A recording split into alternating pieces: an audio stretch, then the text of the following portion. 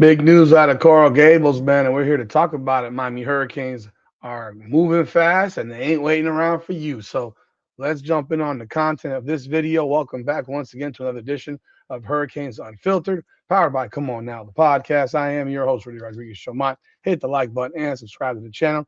Ring the bell and leave your comments, man. We appreciate your continued support. Hit us up on our social media platform, Hurricanes Unfiltered. Let's jump right on in.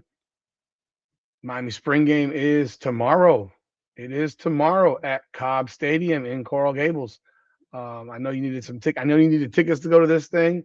Um, but if you do have tickets, man, first off, have a good time, enjoy yourselves. Unfortunately, we will not be there. Couldn't get credentials for this thing. I mean, it's been an interesting spring to say the least. After being credentialed for the entire season and not being able to get credentials for spring is just a little bit odd. But it is what it is, and we do what we do.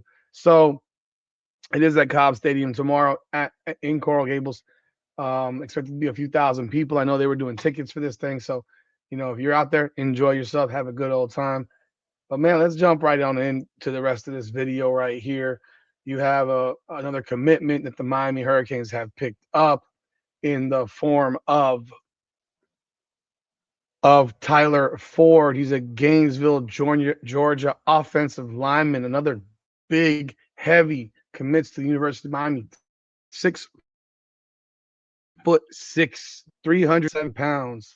Offers including Georgia, Texas A&M, Florida, Florida State, Auburn, and many others. He visited Miami last week. Felt like it was the best place for him to develop over the next few years. He said specifically, I committed to Miami because they develop linemen. It's true. It is true. They have the best offensive line coach in the nation. Their head coach is with the linemen at all times, and it's a brotherhood there. They're going to help me achieve my goals to make it to the next level and keep bettering me as a man. He is considered a 3-star prospect, 88 rating, number 51 offensive tackle in the class of 2027. Ben Wolk believes he is the perfect fit for Miami. Actually, I'm sorry, no, that's not Ben Wolk. Ben Wolk is the one he talked to about his commitment. Andrew Ivins, director of scouting for 24/7 Sports, he said he thinks he's the perfect guy for Miami. He says he's a kind of a made to order for what Mario Cristobal and Alex Mirabal want to do up front. A big downhill tackle that really shines as a drive blocker at this stage. We had him verified at over 6'5", 325 pounds last summer, and he's done a really nice job of reshaping his body. That's big, man. That means that kid's serious, man. That's a guy who's concerned about his physique. So that's really nice to hear. After spending much of his sophomore year at right tackle, he worked on the left side as a junior for a Gainesville squad that played for a state title and showed noticeable growth as a player. There's still plenty of work left to do as he has to keep progressing as a pass protector. But I think that's what's notable is the fact that he just turned 17 years old, the young guy, meaning that he could technically be in the class of 2028. And he's at a high school that's foundation is built in the weight room. Obviously, there's other offensive linemen that Miami Hurricanes are looking to grab. Even said for Miami, it's a savvy take at this stage as he's got a chance to be a multi-year starter up front. This is about Mark Matthews, who's largely favored to be going to Miami. And from a little birdie that told me he's talking to people at school about he's going to Miami. So take that for what it's worth. I have not spoken to Mark Matthews, so don't take me for what it says. I know that what's being said at St. Thomas Aquinas is that he's telling people he's going to be going to Miami. So let's hope that happens. I mean, let's hope that happens because he's definitely a Miami guy from what I've been told from people at St. Thomas Aquinas or heard through the grapevine. I don't need to reveal it.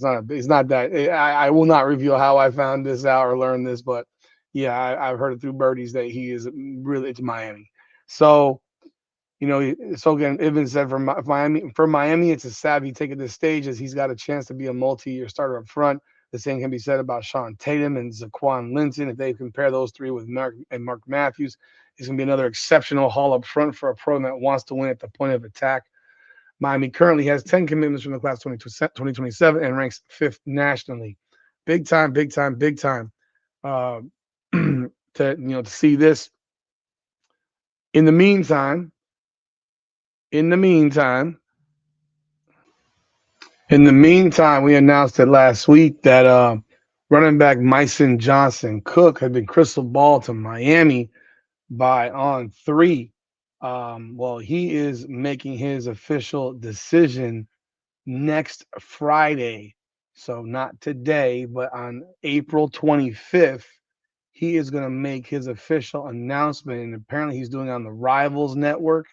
So they're gonna be showing his official commitment to whatever school he decides upon. He is a 6'2", 235 pound running back at East St. Louis High School. If y'all remember, we had a guy from there named Jeff Thomas, a wide receiver at East St. Louis High School. So this guy is one of the top running backs in the country. Depending on the service, they got him listed as number 2, number 3 in the nation at running back, a bulldozer of a running back with great speed as well. I mean, I've heard comps of him to Mark Fletcher. I mean, I think he's probably bigger than Mark Fletcher right now. I don't know that Mark Fletcher weighs 235. So styles may be similar, but bro, that's a big dude. He's in high school, whereas Fletcher's going into his senior year at college. Um, Definitely a very exciting time for Miami. They're picking up recruit after recruit after recruit and commit after commit, and they're doing work. I mean, you're hearing stuff about they could have the number one recruiting class in the country.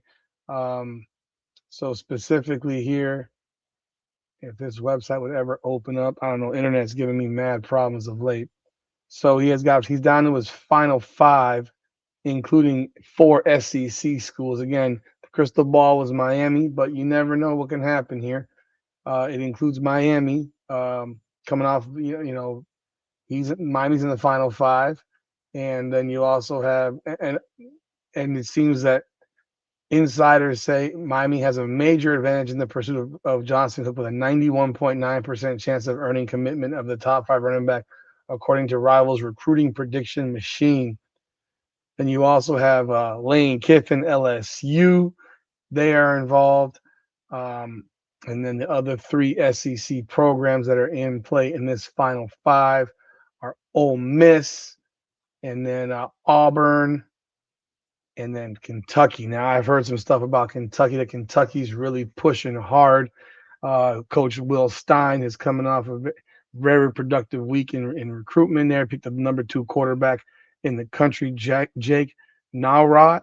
So, I mean, to pick up a number 2 QB in the country at Kentucky, obviously, means this guy's doing one hell of a job recruiting, and whatever he's saying is clicking with these players. Also picked up number 27 defensive lineman Elijah Brown. So you've got some competition naturally, of course, like you're going to have an all recruiting battles, but he's going to make his decision next Friday, April 25th on Rivals. He rushed for 1,314 total yards and 20 touchdowns. He had 9-11 and 14 touchdowns as a sophomore. And that's what we got.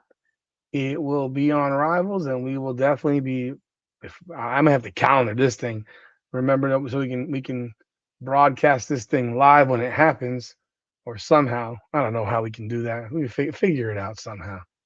But that's it for now. It's big news in Coral Gables. If you're going out to the spring game once again, enjoy yourself, and of course, get all your information right here, man. Hurricane is unfiltered, man. Power, come on now, the podcast. Remember, man, recruiting is not our thing. We just want to bring you the news, and I have heard some other stuff that's been going on within spring practice. There's been stuff from a lot of praise from Cooper Barkett, and of course the JJ Dunnigan thing. And this kid JJ Dunnigan, from what I'm hearing, is legit. So it's gonna be a fun season, folks. I mean, it's gonna be a fun season. I don't think Miami's gonna lose a game next year. I'll be real. If we don't win the national championship next year, it's crazy to say stuff like that, but if we don't win the national championship in this season coming up, yeah, that would hurt. That would sting. Losing this year stung, but if we didn't win it this year coming up, it would really sting. So, yo, y'all let me know y'all thoughts in the comments, hit the like button, and subscribe to the channel, and follow us on social media, man. We appreciate y'all as always. This is Hurricanes Unfiltered, powered by Come On Now the podcast. Come on now.